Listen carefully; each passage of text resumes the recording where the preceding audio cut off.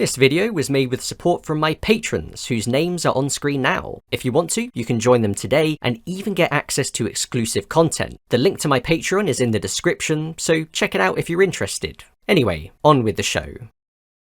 Another month and another update for Gran Turismo 7. Yes, just a couple of weeks ago, we received version 1.40 of the game. Now, normally, I don't talk about GT7's updates, because they're usually extremely underwhelming and only bring enough content to entertain me for a couple of hours at most. But this one is different. Introducing the Spec 2 update. This is by far the single biggest update ever introduced to GT7, and as such, Polyphony have kind of forced my hand. At this point, I am most likely the person who spent the longest amount of time making video essays about GT7, a title which is something, I guess. And if you've watched my GT critique series, you will be well aware of my gripes with this game. From the barely existent career mode, to the mind-numbingly boring single-player races, insanely unbalanced economy, and complete waste of a huge amount of the game's content, it's fair to say that I'm not the biggest fan. But does Spec 2 manage to finally solve these issues? Well, you might be able to guess the answer from the title and thumbnail of this video, but the situation isn't as one note as I make it out to be. The only reason I'm making this video is because the Spec 2 update is genuinely quite interesting, and there's a lot to dive into here. So, feel free to consider this as an epilogue to my GT critique series if you want to. For now, let's find out if this update is actually worth your time. One thing that's very clear is that Polyphony themselves are seemingly very proud of their own work. You just need to read the patch notes for this update to understand that. Listen to this. Since its launch on the 4th of March 2022, Gran Turismo 7 has relentlessly continued to evolve without any break. Well, that's not exactly true, but whatever. Now, on the 2nd of November 2023, an update of an unprecedented scale will be introduced. The Spec 2 version. Okay then, so what's included? Let's break it down piece by piece. We have 7 new highly requested cars, 1 new circuit location which brings snow racing back into the fold, and various new events, challenges, and other things to do. Let's cover the cars and tracks first. The 7 new cars have generally been well received. Now, I know how picky people can be about this. My last video was an outline for my own racing game concept, and part of that was a complete car list that I came up with single-handedly of almost 500 models. And even then, I received comments from people being genuinely disappointed that certain models weren't included. You know, in the initial blueprint for my game, which doesn't exist and probably will never exist. It's great that people care so much, but sometimes it does get silly. Either way, from what I've seen, people do enjoy this selection of cars. But if there's one observation I have to make, not just about this update, but the cars in GT7's updates generally, is that they are so completely and utterly predictable. And I'm cautious to not label this as a complaint, but merely an observation, because a lot of it comes down to your perspective. Many of you will say, well, of course it's predictable. These are the cars that people actually want in GT7. And that's a fair point. But to me, some of the magic from the older games has been lost in this aspect as well. In those older titles, there were so many cars that you could only find in Gran Turismo. Stuff like the Escudo Pikes Peak, Skyline Silhouette, and Tommy Kaira ZZ2. These really interesting cars that became legendary in huge part thanks to their inclusion in these games. The problem is that in modern Gran Turismo, as almost every new car is as expected, they're not creating any new legends, merely coasting off the glory of past ones which they bring back. And again, if we look at the car list from my game concept, yes, it's a shameless plug I know, but I put a lot of time and effort into that video and I think it's really cool, so please check it out after this one if you're interested. There were so many interesting, obscure, and forgotten cars which have never featured in Gran Turismo or any other racing games ever. If they wanted to, they could include a few more cars like these, but they don't. Genuinely, the last time I was surprised about a car included in a GT7 update, and surprised in a good way, I should mention, was probably the Maserati Merak, and that was well over a year ago. So those are just my thoughts anyway. When it comes to the new circuit, Lake Louise, I don't really have too much to say. I'm glad that snow locations have returned. Remember that GT Sport featured snow tyres from launch, but never had anywhere to use them. The handling on snow is decent. It takes a bit of time to get used to, but is fairly consistent with what you could already experience on gravel, which has definitely been improved from how it was at launch. I like the fact that this circuit has multiple variations, including this snow tri-oval, which is interesting, and if we compare it to its most recent predecessor in the form of Chamonix, which featured in GT5 and 6, I think it's an improvement. There's decent corner variety with lots of elevation change, positive and negative camber on some turns, and overall it just feels a bit more memorable. It also looks great at night with the unique lighting. All in all, I think it's a great addition. Some may have preferred a tarmac circuit, which would be more versatile, but if the choice were between this and, say, them butchering another classic original circuit, I take Lake Louise any day of the week. So that's all I have to say about the cars and tracks, which most people would view as the headline additions in this update. But there is a reason why I've covered them first. So, in case you didn't know, a few months ago I was approached by RacingGames.gg, who are an outlet which cover racing games. They asked me to write an article for them, and what I chose to cover were my thoughts on GT7's monthly updates. I'd recommend giving it a quick read since it will preface a lot of what I'm about to discuss. That was of course back in June, but my opinions remain unchanged. The key takeaway from that article is that when it comes to these updates, I believe that the heart of them should be meaningful single-player content, ideally with plenty of replay value. And it's safe to say that at that point, none of the updates had fulfilled those criteria. Some months including more cars than new races to actually use them in. It was just bizarre. Thankfully, this isn't an issue with version 1.40. There's actually a pretty decent amount of content to sink your teeth into. Let's start with the Master License. So along with the 50 license tests in the base game, there's now 50 more, making 100 tests in total. After completing the normal 50 tests, you unlock the Master version of each license. These Master License tests are generally a bit harder than the normal ones, and make use of the cars and tracks that have been added in updates. I think if you enjoyed the license tests in the base game, you'll enjoy these as well. As I say, they are noticeably harder, but still with a decent margin for error. I could get gold on most first try, and the leaderboard times suggest much more is possible. The only test that I really needed to work for was S5 at the new circuit, and that was mostly down to figuring out the snow handling. I've got to say that I really didn't expect them to add more license tests of all things, but it is a pleasant surprise. That said, these tests are fairly niche. Of course, many do enjoy them, such as those who like time trials and really testing their skill, as well as those of us who enjoyed the tests from the older games and lament how much easier they've become in the newer titles. But there will be plenty more people who don't care for them and may not even feel the need to complete them at all. And that's partly because the biggest issue surrounding the license tests from the base game still remains. They're pretty much useless. You only need the National B and National A licenses to access events, and the rest do absolutely nothing. And the same is true for these Master licenses. In GT7, licenses are just about giving rewards. They don't license you to actually do anything. It's a weird shift that's occurred from the older games, as obtaining a license doesn't have any inherent meaning. It's purely about the prize you're given for doing so. But the Master License is just a bonus. It's not something that anyone really expected. When it comes to meaningful single-player content, I believe that it's the races that hold the power.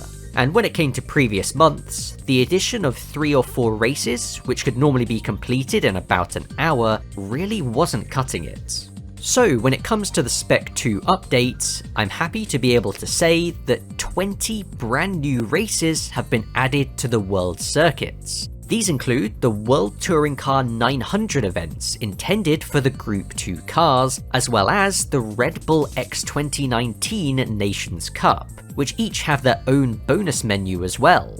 These events expand the event pool when it comes to the cars that can actually be used. What's interesting about the X 2019 event in particular is that it was actually discovered as a hidden event and shown off by Nenkai almost a year before it was finally implemented.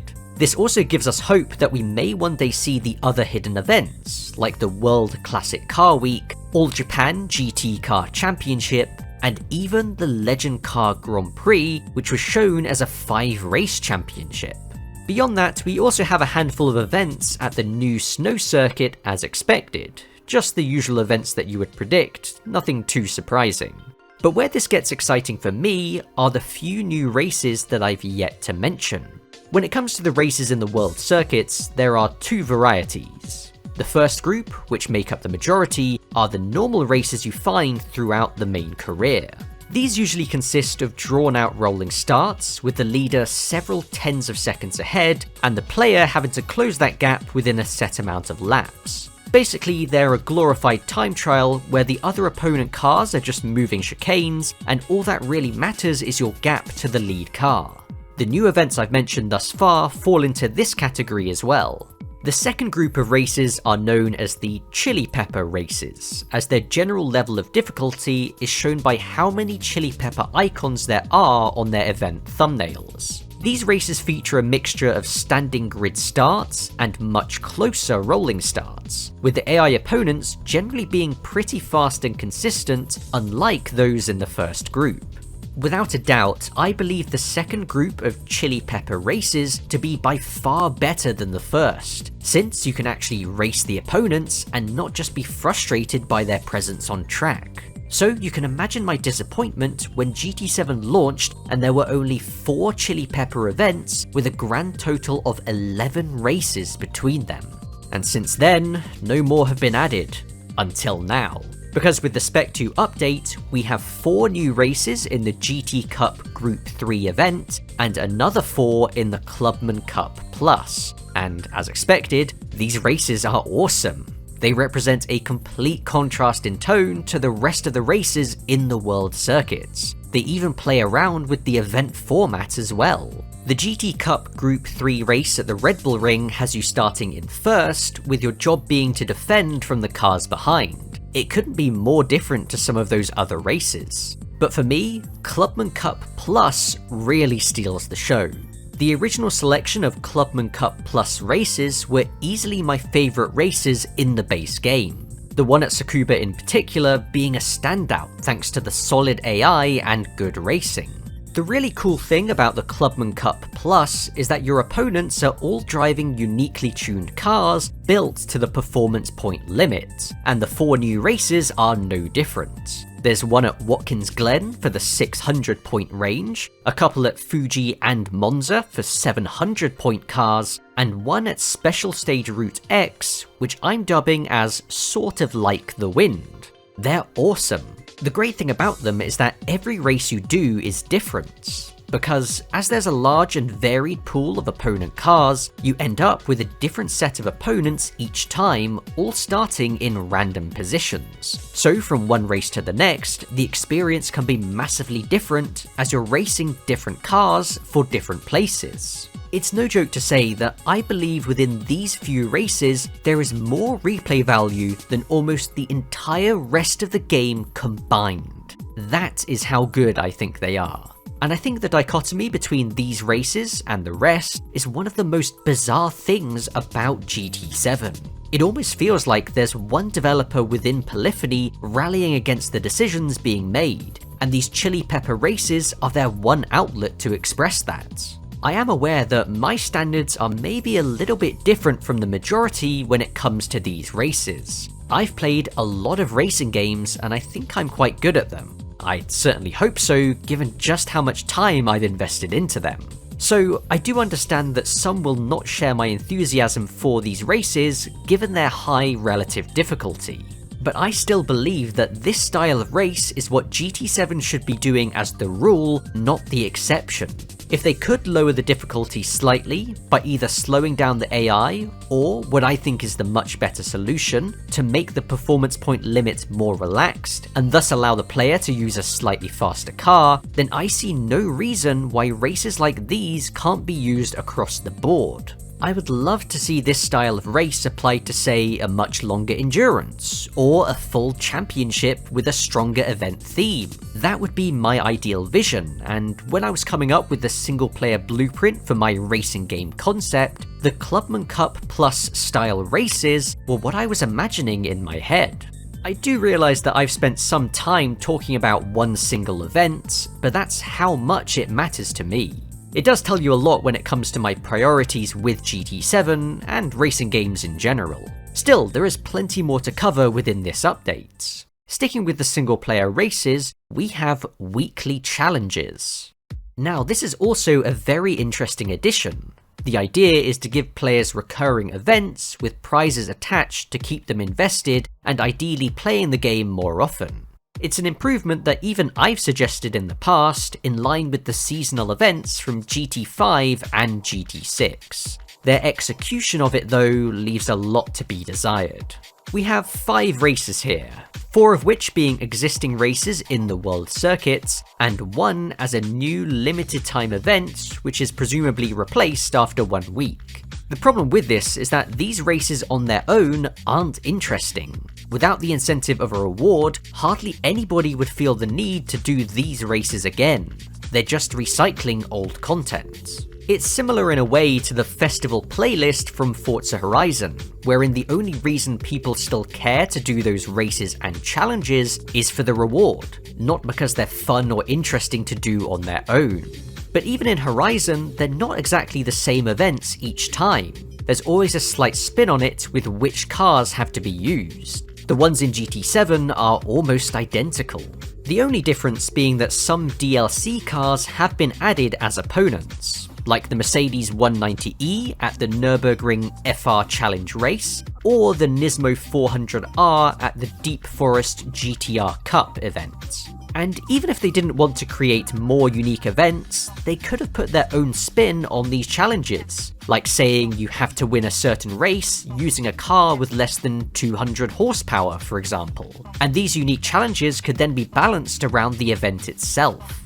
The only unique race at the time of writing is for the new Porsche 911 GT3 RS at Laguna Seca, and it's yet more of the same start miles behind the leader and only have a few laps to catch up affairs. When it comes to the prizes, again the comparison to Forza Horizon is not favourable.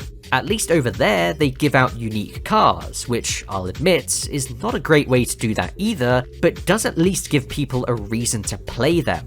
With GT7's weekly challenges, you can earn some credits, which you could probably earn more of if you spent the time grinding the best paying races instead of doing these ones, and yet more roulette tickets. More on that later. So all in all, I'm not particularly inspired by the weekly challenges, but I am judging it purely on its first week, so hopefully it can improve, but I don't have that much faith.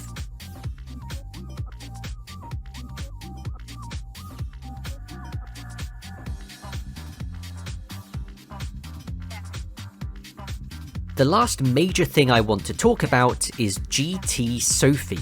Yes, after the limited time event back in February-March this year, GT Sophy returns to the PS5 version of the game in a more expanded way.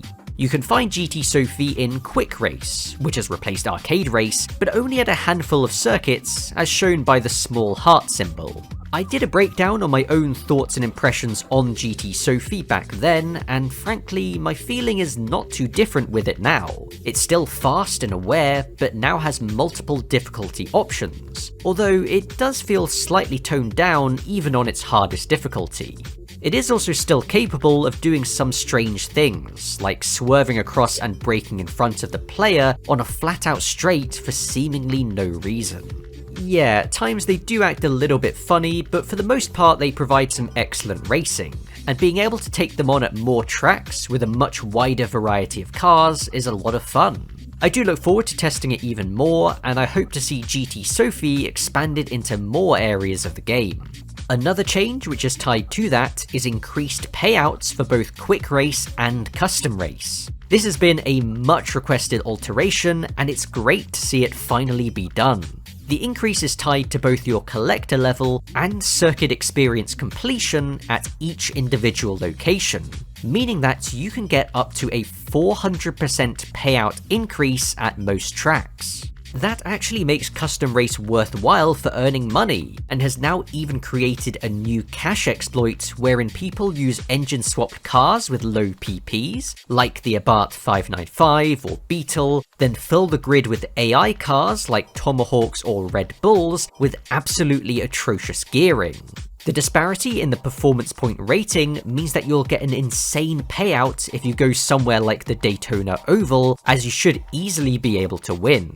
To be honest, I'm kind of beyond money grinding when it comes to GT7, even if it can be done AFK. I just want to enjoy the game. But the fact that the main reason this exploit even exists is due to gearing not being factored into point calculations because of a previous exploit involving the Tomahawk is pretty damn funny. I honestly commend whoever thought of the idea to flip the script and use that to their benefit, because it's genius. Other alterations and additions include a new opening movie, which I appreciate as I now have more footage to use, as well as more engine swaps, a GT menu dashboard, and paddocks, which are basically the old meeting places but with a new coat of paint and some added functionality like emoticons. Visually, it's eerily similar to the parking areas from Tokyo Extreme Racer Drift, which I cited as an inspiration in my racing game concept video, just one day before this update was announced.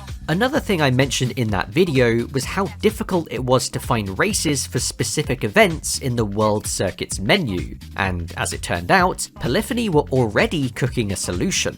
This is the Event Directory menu, which you might have already noticed. This neatly solves the issue, but really does highlight how lacking in variety the events still are in GT7, with so many variations on Sunday Cup, Clubman Cup, etc. Well, that's more or less everything that's been added in this update. It's certainly a mixed bag with some great new additions and some unfortunate old habits. But what we need to ask now is, what do these changes actually achieve? What is the long-term impact, and where does the game go from here? To determine those, I believe that we need to understand the intentions behind some of these changes. When it comes to the cars and tracks, that one is obvious, to simply add more content and expand the game. You don't need to think too much to work that one out. But for others, it's a bit more interesting. I've already mentioned the contradiction between the Chili Pepper races and the rest, which really makes you wonder, do they realise that their main single player races could be so much better? Because events like the Clubman Cup Plus highlight everything that the other races get so wrong. If they were completely oblivious to the issues with the other events, how could they create these ones which rectify almost every single complaint I have about them? It's clear that they view the Chili Pepper races as a bonus for more hardcore players, with the rest being structured as they are, seemingly to appeal to casuals. But that still doesn't explain why the balance is skewed so far towards the casual players, who are less likely to invest as much time into the game, whereas the players who are more experienced and possibly more invested with the series as a whole are just kind of left in the dark. It doesn't really make any sense, but I'm still glad that we have these few races to enjoy, and also to validate my point of view. The weekly challenges is also another curious one, since they've seemed to finally recognise the importance of continually giving players things to do when it comes to a live service game, which GT7 is, but don't want to put in the effort to actually make anything new, as 4 of the 5 races are just existing ones being recycled. Again, it begs the question of, do they really think these races are good? Good enough, in fact, that they're worth recycling for these challenges. When it comes to how the player is rewarded for doing things, we've seen some changes from launch, but also some frustrating stagnation. Roulette tickets. Does anyone actually like these? Well, that doesn't seem to matter to Polyphony, as they continue to press on full steam ahead with them. As I said, they're the main incentive when it comes to the weekly challenges. They're also given for completing the 2 new bonus menus. Same deal with the handful of extra menus, wherein I had the classic situation of needing to spend a few million credits to buy a car I didn't really want, just to get a roulette ticket which gave me a reward that wasn't worth it, and in this case, was another car I didn't want either. I've talked at length about how these prize randomizers are both lazy and less interesting when compared to the curated prizes from the past games. Not to mention the added layer of frustration they bring, given how they're handled within GT7. But it's not all bad news on that front, because you can win some specifically chosen cars from the new master licenses. Achieving all gold on each license will award you with a prize car. These even include some very high value vehicles which can normally only be bought from the Legend Cars dealership. It's quite refreshing actually, and really makes it worth grinding for these golds. The only caveat is that you will quickly notice the trend that the prize car will always be the car you drove in the final test of each master license, which does remove a lot of the unpredictability and excitement of finding out what your prize is. And also, these cars are only for getting all gold, but if you pass each test with at least bronze, you will also get a prize, but you'll never guess what it is. Yeah, these tickets are a plague, but we're seemingly never gonna get rid of them. I did mention that some reward elements have changed since launch, and these mostly relate to credits. The fact of the matter is that in current day, it is vastly easier to make money in GT7 than it was back when the game came out. There are plenty of high-paying races in the world circuits, custom race and quick race now pay decently, circuit experience pays out a ton, the online time trials do as well, and even license tests give you credits. That one has been in the game from launch, but I still find it bizarre. License tests give you credits. And if you're starting a new playthrough, there is just so much more to do and so many ways to earn money. You've also got the human comedy mission events and the ability to sell your unwanted cars. It's great, but the underlying theme is that money matters more in GT7 than it has done in pretty much any other Gran Turismo because things cost so much. So, as I've said before, jacking up the payouts doesn't solve the core imbalance when it comes to the pricing and the lack of specific prizes. It merely shifts the imbalance to a different part of the game, that now being the progression, which barely exists. It's not ideal, but I don't see this changing anytime soon. If anything, it does lend further weight to my belief that the main impetus for making GT7 such a grind originally was never to extract as much money from the players as physically possible. It all comes down to Kaz's vision for GT7, and how if they did something like giving out many of the high-value cars as unique prizes, that might undermine the whole point of the systems in GT7, like the Legend Cars dealership and brand invitations. I don't agree with that, but I can see why they would think that way, and understanding how Kaz thinks, at least in some areas, that makes far more sense to me than him just throwing the reputation of the series under the bus to make a quick buck. Regardless, I think that why I was so pessimistic about the outlook for GT7 by the end of my GT critique series was because at that point I hadn't seen any evidence to suggest that meaningful single-player content was actually part of Kaz's vision for the game. The Spec 2 update is the first time where I felt any hint of that. It is easily the best update that GT7 has ever had. Even if all they added were the world circuit races, no new cars, no new track, no GT Sophy, master license or anything else, I would still say it's the best update. But that's in part because the previous updates have been so underwhelming. I don't begrudge anyone for getting excited about the Spec 2 update. If you can find something you really love here, then more power to you. What I don't appreciate, however, are the people saying things like, wow, this update has completely revolutionized GT7, this changes everything. And not because that simply isn't true, but because a lot of the biggest voices who are saying that know that it's not true. I don't need to name and shame here, but you can probably guess exactly the types of people I'm talking about. Another sentiment I despise is from people who can't believe that we're getting all of this content for free, because this is exactly the type of trap they set with live service games. Massively underdeliver, then drip feed the content back over time. They get people's expectations so low that when there is a larger content drop, it feels like Christmas has come early. Even still, GT7 is far from a complete game. It is lacking in so many areas when compared to the older titles and even some other current ones, and I still don't really believe that it will ever match them because of Polyphony's priorities. All you can really do is to enjoy the aspects of the game that you think are good and ignore the rest. In terms of playtime, to fully complete everything this update has to offer took me about 12 hours in total. That is decent, and even after that I still feel like there is more to do, like doing more Clubman Cup Plus races and experimenting with some of my lesser used cars. I don't think I've even seen all of the possible opponents in that event yet, so that should be a lot of fun. I also look forward to racing more with GT Sophy at the different car and track combos that are available. And to me, this sort of thing is what the updates should be about. Replayable content. Stuff that you want to engage with, not just for the sake of completion or because there's a carrot being dangled from a stick, but because it is genuinely interesting. And that's the difference between something like these races and the others, but also the Master License, which is undoubtedly a cool addition.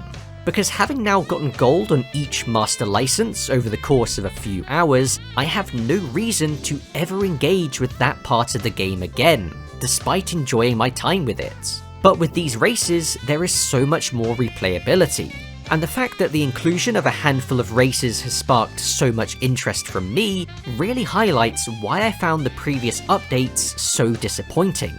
There's no reason why they can't keep doing things like this every month.